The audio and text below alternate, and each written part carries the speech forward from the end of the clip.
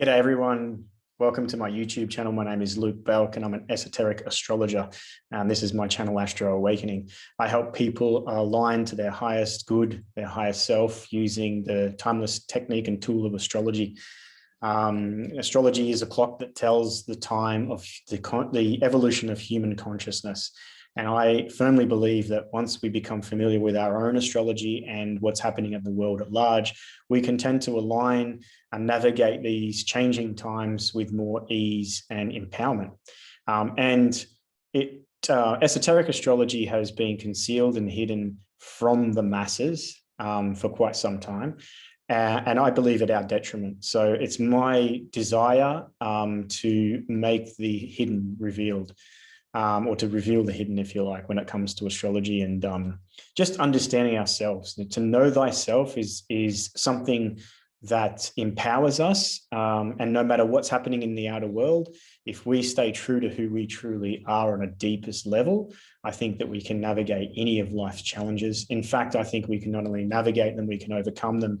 And empower ourselves to live a life of abundance and really, manifest heaven on earth. So that's what I do here at Astro Awakening. It's been a little while since I've done some updates on YouTube, but that's about to change. I'm going to do these weekly updates.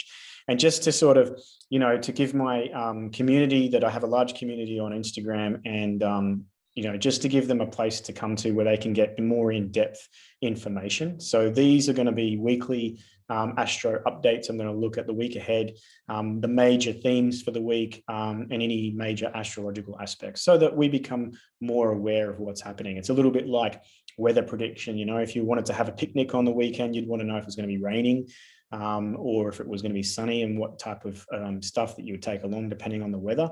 And life's a little bit like that. Once we know there's certain energies at play, we can sort of learn how to navigate them. And also when things come up in our personal life, we tend to be less reactive and more responsive once we have self-awareness, which is a powerful tool, like I said, that no one can take away from you. So, and the great awakening that's happening now is a great awakening to self, to who we really are, our true potential, and what we're really doing in this world. So it's my desire to sort of help people on that process. So to get things along, we're going to share the screen for those that are keen astrological students, or those that are beginners and learning. We're going to use the chart to sort of help understand this energy for the week ahead. We're in Cancer season. We're in the middle decan of Cancer, and this is ruled by Scorpio. So not only is Cancer an emotional sign ruled by the moon, so it tends to bring up these emotional sort of issues within our lives where we've been needing to be saved or looked after or nurtured or mothered, perhaps.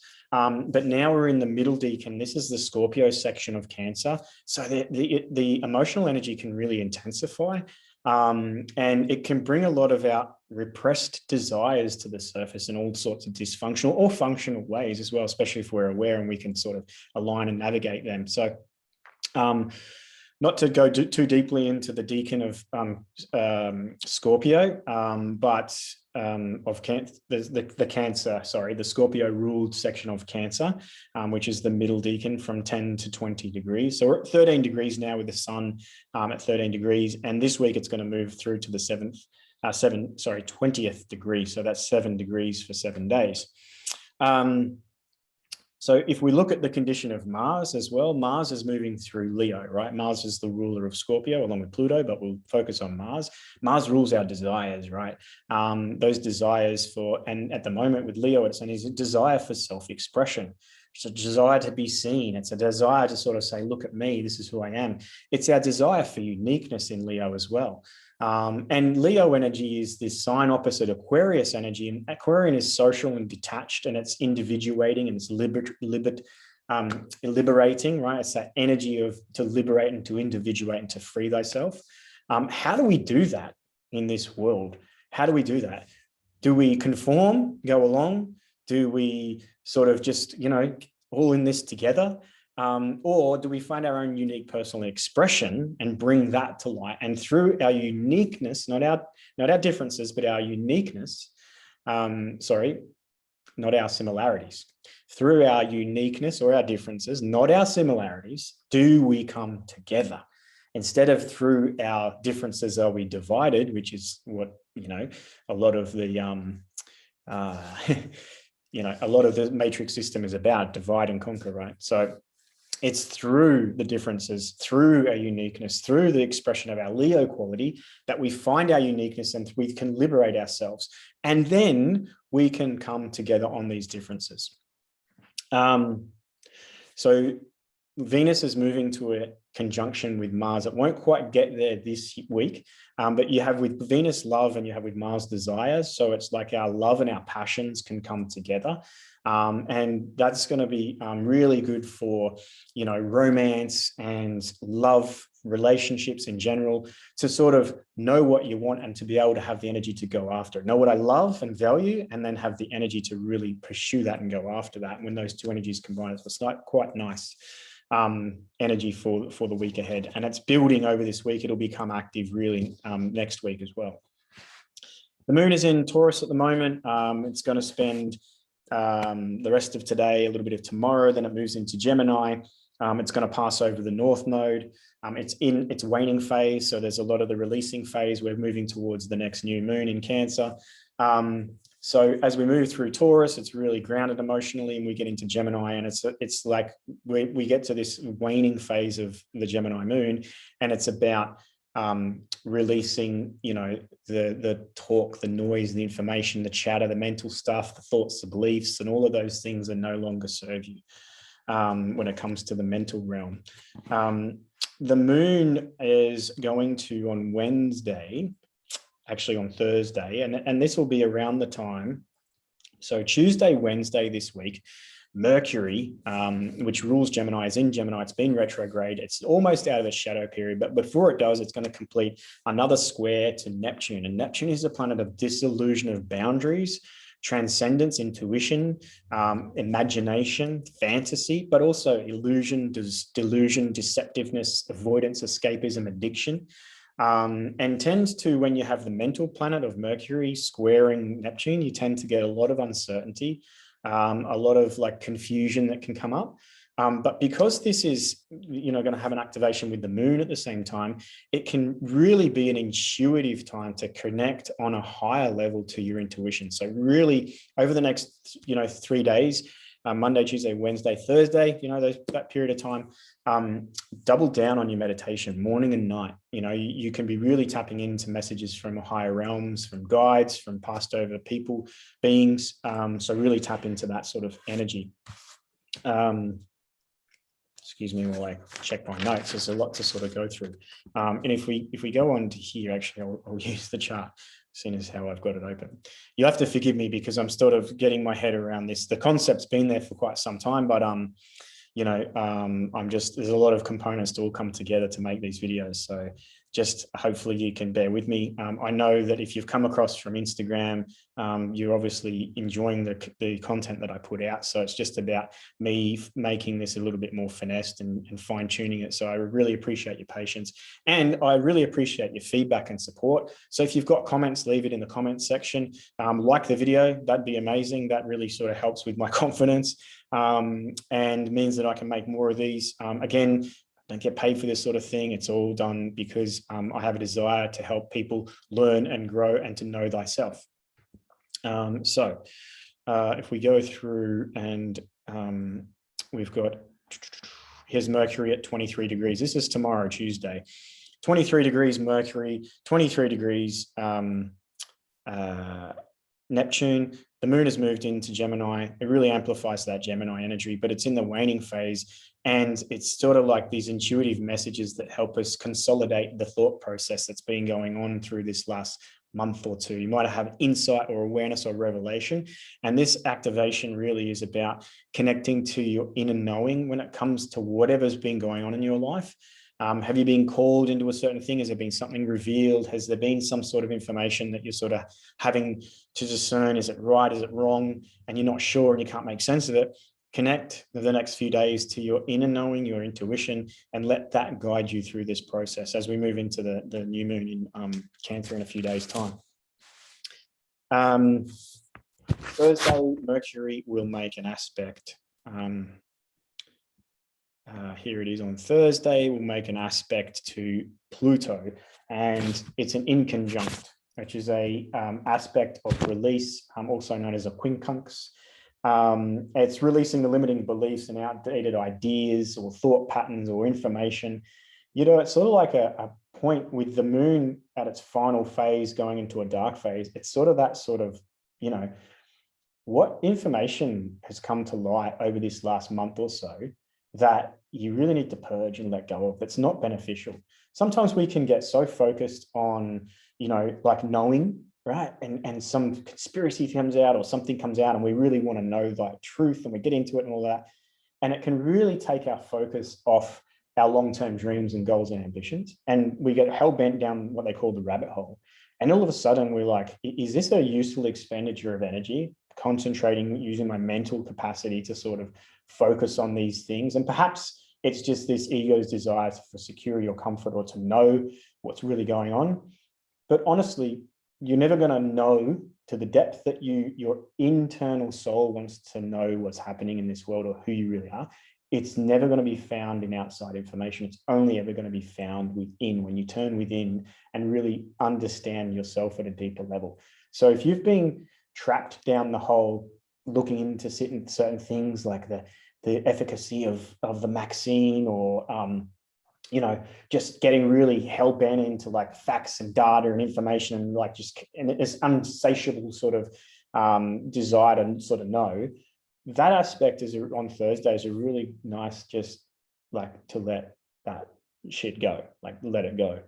In conjunct Pluto, it's like that's that deep letting go of these sort of thought patterns and stuck on, you know, we can obsess, you know, we can get really obsessed in things and use that Pluto energy to sort of help purge that out of your system. You're really good for that. If we back up a little bit, excuse me, we'll dance around. If we go to Wednesday, now, last week we had Australia, and I'm based in Australia for those international viewers, based in Melbourne, Australia.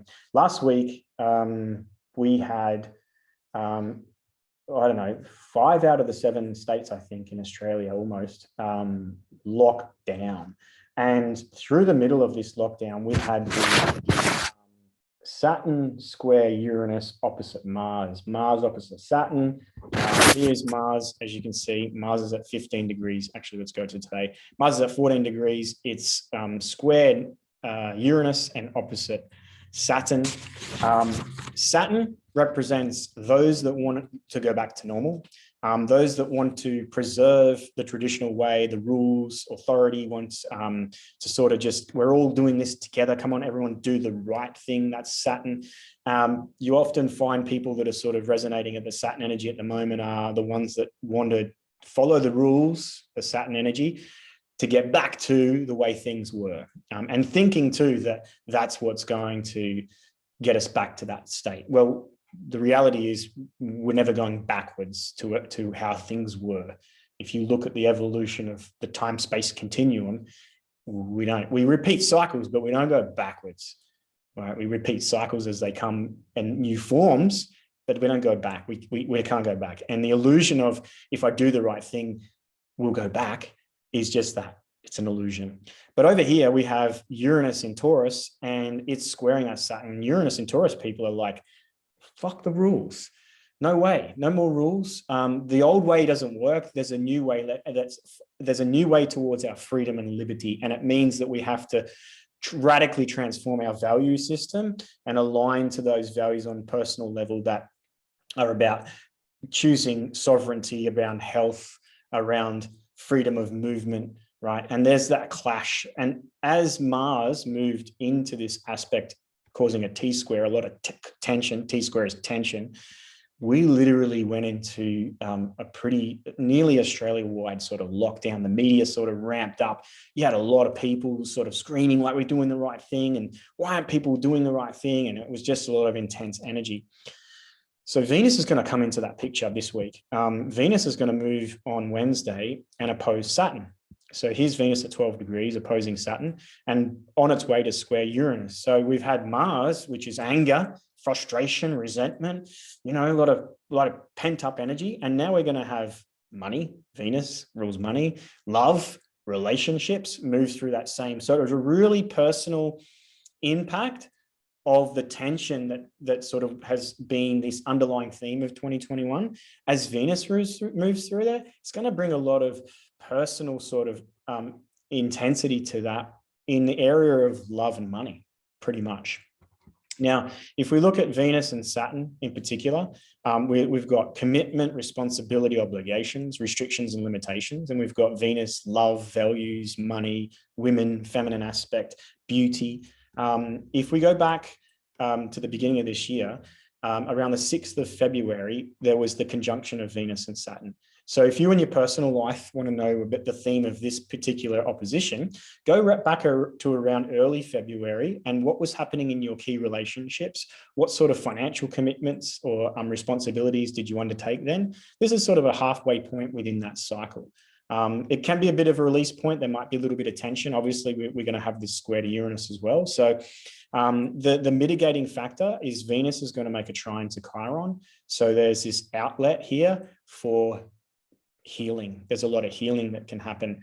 And if you combine that with the Mercury retrograde passing over the square with Neptune, this waning phase of the moon, like there's a lot of like, you know, seeking forgiveness, forgiving other people. There's a lot of let's bury the hatchet, let's leave the past behind, let's leave the argument, it's not serving any purpose.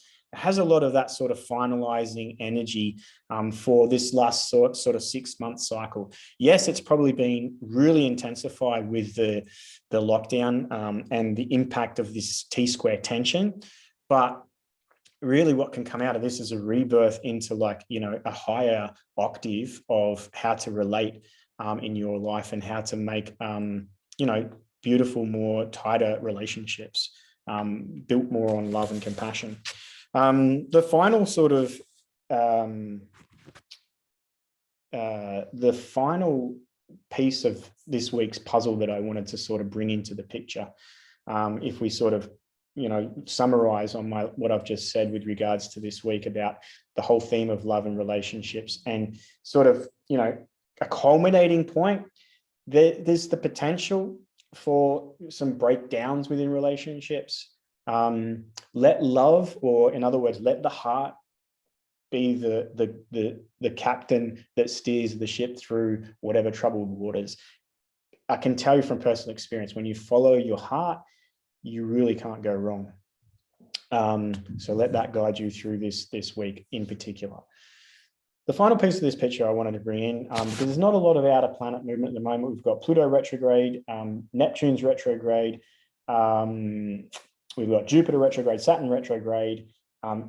Uranus is still direct. However, there's an interesting thing that happens with Uranus this week, which I thought was worthwhile, especially for those budding astrologers and those that know their chart on a more intimate level. And if you would like to reach out, because I do personal readings, either Zoom, anywhere in the world, or face-to-face here in Melbourne, and really sort of connect you to your chart on a personal level. But if for those of you out there that have a good understanding of your chart and you know basically where your main planets are, and even maybe you might know the sensitive degrees, I want you to look at the 14-degree mark of all of the fixed signs. So that's Taurus, Leo, Scorpio, and Aquarius. So if you have any planet at 14 degrees, that particular, whatever that is going to be really activated pretty much from Wednesday this week until the 5th of October. Why? Because Uranus is going to make it to 14 degrees of Taurus. It'll get up to about the 44th minute of that, you know, and then it'll turn retrograde in August, and then it will be retrograding backwards, and then it will finally leave the 14th degree back into the 13th degree around October 5th. So we're going to have Uranus moving to a station, then a retrograde, like stopping stationary, then turning retrograde, all in the 14th degree of Taurus. This is really going to amplify that point in your chart, really bring a lot of energy up of the desire for freedom, you know, this energy of wanting to break out. I'm fortunate this year, I'm 43 this year, and I'm having my Uranus opposite Uranus. My natal Uranus is at 12 degrees of Scorpio. So it's past that point, but it's going to retrograde back over it. So this is a year for me to really break my old patterns, And I have a lot, especially when it comes to procrastinating. I have Taurus, my moon in Taurus in the 6th house. So I like my comfort zone in my daily life, and I can get really stuck there. So this is the year for me with my Uranus opposition in Taurus has been breaking my comfort zone and breaking the habits, the patterns of behavior that lead me into just seeking that comfort, that ease, right? It's ease. Comfort and ease is lovely. It's lovely to have, but we tend to stagnate and no longer develop. We need to push ourselves into discomfort, a little bit of displeasure sometimes for that transformation and process and growth process to happen. You know, it's like anyone that wants to gain muscle or grow muscle goes to the gym and they pick up the biggest weight and they strain hard. They put themselves in discomfort and the muscle grows. If they went there and picked up a spoon and just did this, they could do that for the rest of their life and never their muscle will grow. You get the sort of picture. So you've got to put yourself out of your comfort zone to grow. And that's what Uranus wants. Get out of your comfort zone. In Taurus, get out of your comfort zone. So anything 13, 14, 15 degrees of a fixed sign in your chart, it's going to be really active. If you've got something at 14 degrees of Taurus, Uranus is, if your sun is at 14 degrees Taurus, Uranus is pretty much sitting there like this right now. And Uranus is saying, come on, break out of that. Stop doing that. It's new. Let's bring this radical energy. Let's rebel. You might have troubles with authority. You might have troubles with rules. You might have troubles with just the day-to-day life and sort of sticking to a routine or structure. Can be really not upsetting, but volatile energy that creates a lot of change, sudden movement, things happening quickly. The theme for anyone experiencing this on an intense level, the theme is flexibility, right? When there's sudden changes, if we're not flexible, we tend to, if we're rigid or resist, we tend to suffer more, right? We need to flow, like Bruce Lee says, flow like water, right? Or, what does Muhammad Ali says, float like a butterfly, sting like a bee. This is a lot of this Uranian radical energy, but it's also being very adaptive to change. How do we handle change in general? This year is a 2021. That's a 5-year. It's a lot of change. It's a big change year, and it's changing you. It's kicking you right up the backside, and it's saying, step out of your comfort zone. No one is coming to save you.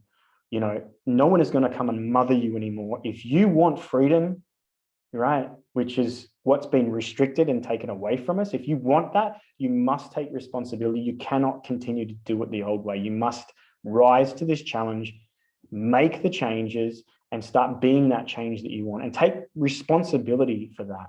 Remain open and flexible, lead with your heart, and I'll see you guys next Monday for the next weekly update. Again, if you like this video, make sure you hit the like button, subscribe to my channel because there's going to be a lot more coming out. And if you feel up to it, leave a comment and let me know what you think. I really, whether it's good or bad feedback, I'm gonna let it all hit. So I'll see you guys real soon. Cheers.